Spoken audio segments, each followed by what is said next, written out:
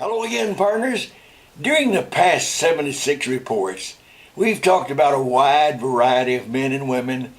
Some of our honorees lived way back in the Revolutionary War times. Others have come from more recent history. Well, this week, my researcher and writer Dennis Daly salutes a modern-day patriot. And this week's honoree is still alive, and his fans still remember him, and they also honor him. His name is Gale Halvorsen. Gale Halvorsen. He spent much of the Second World War working in the United States Air Corps, moving planes around, all around Europe and Asia in order to help the war effort. He remained in the military after the war was over and was called back into active service in the late 1940s. Here it is, 2019. Halvorsen made his mark on history during a scary time in international history. It was in the early days of the Cold War. Tensions between the United States and Soviet Union were getting worse with each passing week. Then, in June of 1948, the Soviet Union cut off all access to the city of Berlin. This meant that millions of freedom-loving people had no access to just about anything, including food and fuel. However, the United States organized an airlift using every available airplane that could be found, mostly old DC-3s that had been converted to war use and called C-47s. Had a good buddy that flew the hump in one of those during the war.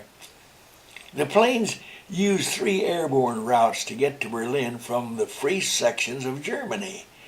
Air crews from other Allied nations, including the British Royal Air Force, the Canadian Air Force, and South African Air Force, and the New Zealand Air Corps all joined in. Unbelievably, the aircraft was moving nearly 13,000 tons of food and fuel to the people of Berlin every day, partners. Well, one day, one of the American pilots, while in the final seconds of landing in Berlin, happened to look down. He saw hundreds of little boys and girls. They were all looking up. They were smiling and cheering. Some were crying. Suddenly that pilot, American pilot Gale Halvorsen, got an idea. Hey, now Jimmy, before we go any further, let me understand this. The free sector of Berlin is cut off from the rest of the world by a Soviet blockade, right? Yes. America and its allies started flying food and fuel into the city. That's right. Then one of the pilots happened to notice that all the runway were hundreds of cheering little boys and girls. Hey, that's exactly right. You got it right. And this is the great story. Okay, now to continue. The pilot, Gale Halvorsen, understood that the other pilots were seen as angels by the children. Yes, he and all the pilots, seen as angels. They were saving the lives of millions of people and their children. Before this next mission, Halvorsen asked some of his fellow flyers to tie tiny parachutes made out of handkerchiefs to bars of candy. Now get that picture. They're tying their handkerchiefs, they're making little parachutes and tying them onto bars of candy. As Halvorsen was just seconds from landing in Berlin, he tossed the candy out of the cockpit window of his airplane. Every time he flew to Berlin, he tossed out more and more candy. At first, Halvorsen's colonel gave the young pilot quite an earful about his bombing, but eventually General William Tunner, the aircraft commander, approved what Halvorsen was doing. A reporter did a story on Halvorsen. It was read by several American candy makers, and they donated thousands of cases of candy to Halvorsen and his flying friends. You getting the picture, partners? On their way to Germany, a group of students in Massachusetts volunteered to make the parachutes and to attach the candy bars to them. Well, by the time the Berlin airlift was over, in the summer of 1949, Gale Halvorsen and his flying friends had dropped more than 250,000 candy bars to the hungry and grateful children of Berlin. In the 1950s, Halvorsen returned to America and raised a family. Back in Germany, a school was named in his honor. Every 5 years or so, Halvorsen would return to Berlin to attend reunions and ceremonies honoring the airlift. At one of those reunions, Halvorsen told the audience that he loved being called the Chocolate Bomber. The Chocolate Bomber. He said his bombs brought more than smiles. They brought a sense of hope to millions who were saved by the Allies from what might have been starvation.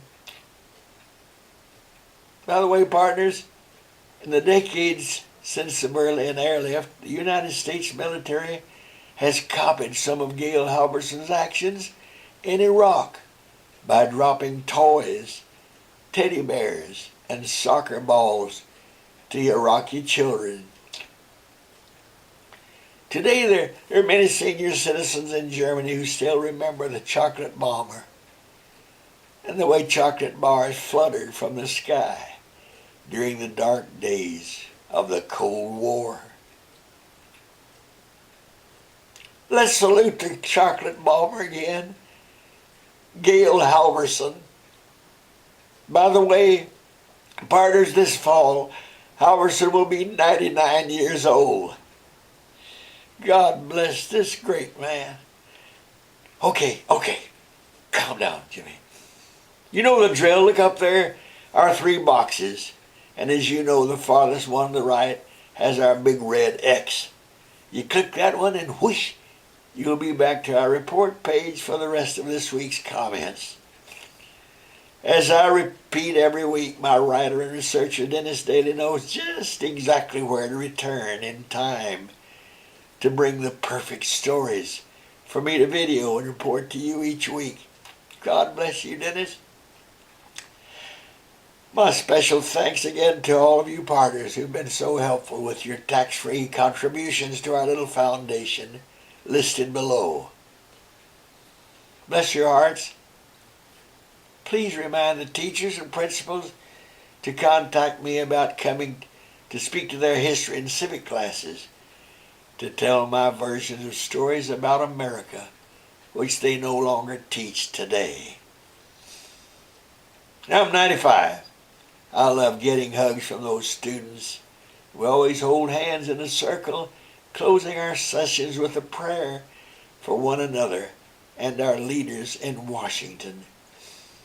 God, you've blessed our America so much. You've given us things that no other country has ever dreamed of having.